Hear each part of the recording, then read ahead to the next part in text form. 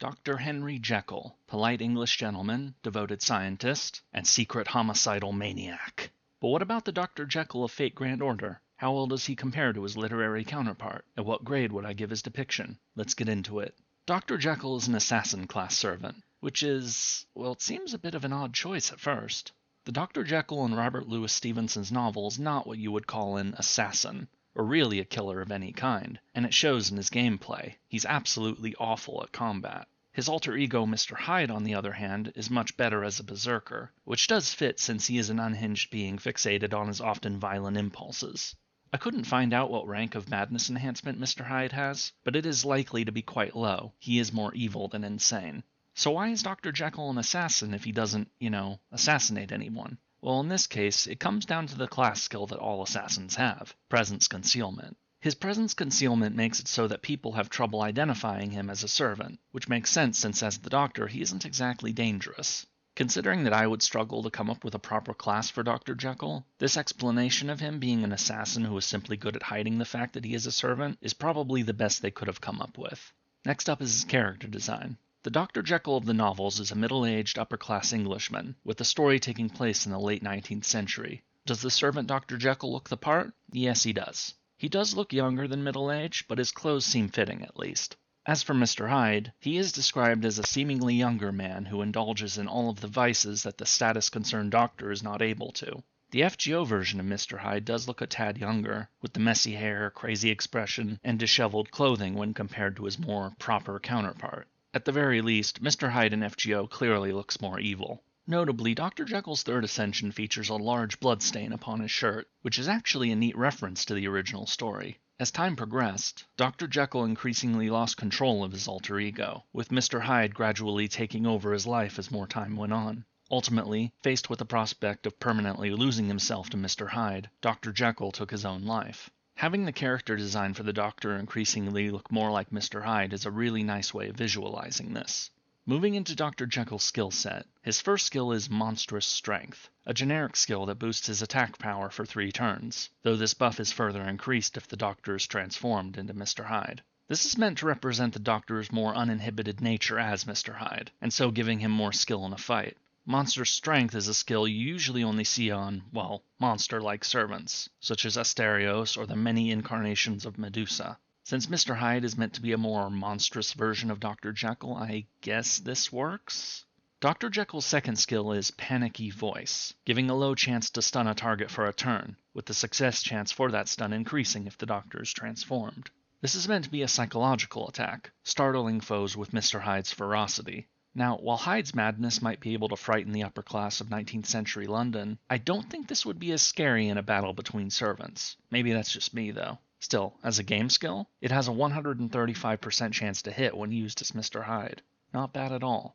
Lastly, Dr. Jekyll's third skill is Self-Modification, which increases his critical strength for 3 turns and, as usual, further increases that critical strength when transformed into Mr. Hyde. As for self-modification, this is also a generic skill you can find on other servants, such as Cursed Arm or Nursery Rhyme. Still, this does make sense for Dr. Jekyll, since the potion he uses is, well, an item he uses to change himself. Even so, like the rest of his skills, this is more meant to improve Mr. Hyde's combat abilities, rather than to make Dr. Jekyll a decent combatant in his own right, which he will never be. Dr. Jekyll's noble phantasm is Dangerous Game, whereupon the Doctor drinks his potion and becomes Mr. Hyde, changing his class to a berserker, increasing his HP, fully healing, and increasing his Buster Card effectiveness.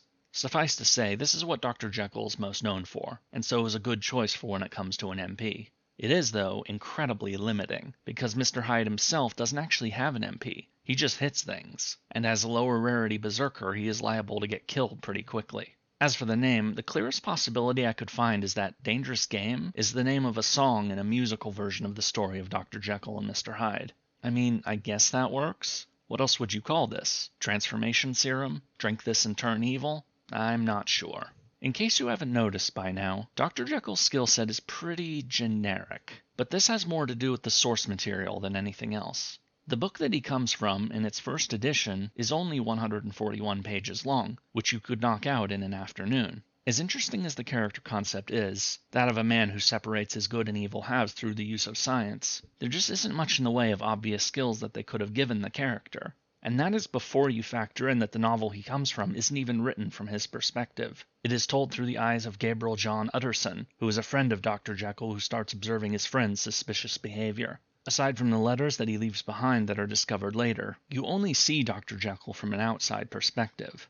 Dr. Jekyll's craft essence is Things to Calm the Heart, which depicts a chair, his tie, some gloves. Okay, I'm just going to say it. I don't know what's going on here or what significance these things have. What is significant, though, is the text of the craft essence itself, which seems to be the thoughts of the Doctor himself, reminding himself to remember his morality and to do his best to not fall to his baser urges. The Doctor was obsessed with this, his concerns about evil and keeping them in check. The potion he ended up creating originally was meant to suppress his inner dark side, but instead allowed it to emerge as a split personality. I may not understand the imagery of the CE, but the text description at least works.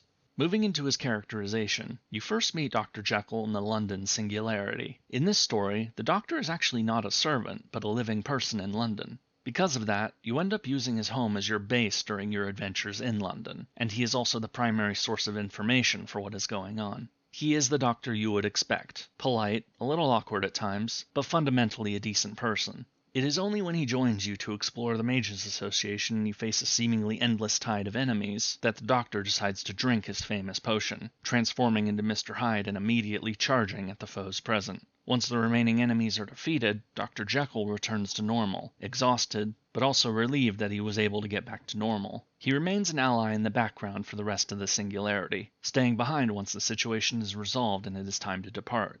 London is Jekyll's only appearance in the main story thus far, but he does make appearances in a few interludes. First is his own interlude, where the servant Jekyll wishes to meet with the Jekyll in the London Singularity before it fully corrects itself. But upon meeting this other Jekyll, your Jekyll shifts to Hyde and attacks him, only to then find that this is actually a duplicate servant version of himself and not the Dr. Jekyll you met in London. The end result of this encounter is that your servant Jekyll realizes that the Hyde persona is a part of himself, but one that he will have to deal with at a later point in time.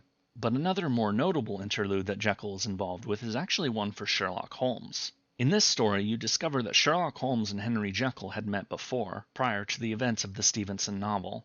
Now, while there is a short story written in 1979 that actually has Sherlock investigate Dr. Jekyll's case, it is written by someone else since Stevenson and Doyle were long dead by then. So while this meeting between Dr. Jekyll and Sherlock Holmes isn't from the original novels, there is at least some precedent for it. What is more interesting, though, is that Dr. Jekyll and Holmes mentions that Moriarty had an indirect role in Dr. Jekyll having made the serum, with Holmes calling it one of his most embarrassing failures. Unfortunately, when pressed for more details, Dr. Jekyll desperately changes the subject, seemingly on the verge of losing himself to Mr. Hyde. I do wonder what happened here, but for now it remains a mystery. There is no further Dr. Jekyll or Sherlock Holmes interlude that follows up on this. So where does this leave us? Well, the Dr. Jekyll we get does seem to be broadly accurate with his literary counterpart, though questions remain. In terms of personality, it is quite good. The polite and friendly Doctor who then shifts into the volatile and brutal Mr. Hyde is more or less the character from the book. He also seems to have only a tenuous control over Mr. Hyde as well, with Hyde able to either appear suddenly without the potion, or for Hyde able to mask himself as the meek Doctor like how he did in this interlude. That very much is book accurate, and it was the Doctor losing control over his Hyde persona that led to his ultimate fate. Still, I can't help but feel like there's something missing. Maybe we just haven't gotten enough screen time with Dr. Jekyll, but I wish there was more about his internal struggles. Is he really a split personality habiting the same body? Or is it, like in the book, one person who uses this alternate persona to act out in ways that his social standing would not allow? Whether or not this will be further explored is unknown. Jekyll hasn't gotten much screen time in FGO, and I've not seen any signs that this is going to change. And now for the verdict. What grade would I give Dr. Jekyll's depiction in Fate Grand Order? Well, it is alright, I guess. His character design and skill set are pretty good, albeit a bit generic. As for his characterization, his limited screen time doesn't give us many opportunities to really explore the character. It feels like either he is a character that has just been forgotten and left aside, or there is some chunk of Dr. Jekyll's FGO story that escapes me. It certainly doesn't help that his source book is fairly short, and so there isn't much to base him off of in the first place. For now, I'll say that his depiction is decent but incomplete. And so for a final grade, I am going to give Dr. Henry Jekyll, our Doctor with a Dark Side, a B-. He's a character who just needs more screen time to develop, I think. He didn't get much in London. Whether or not he gets more screen time in FGO remains to be seen. And if you would like to learn more about another character with a dual personality, check out my video on Oberon here. Until next time.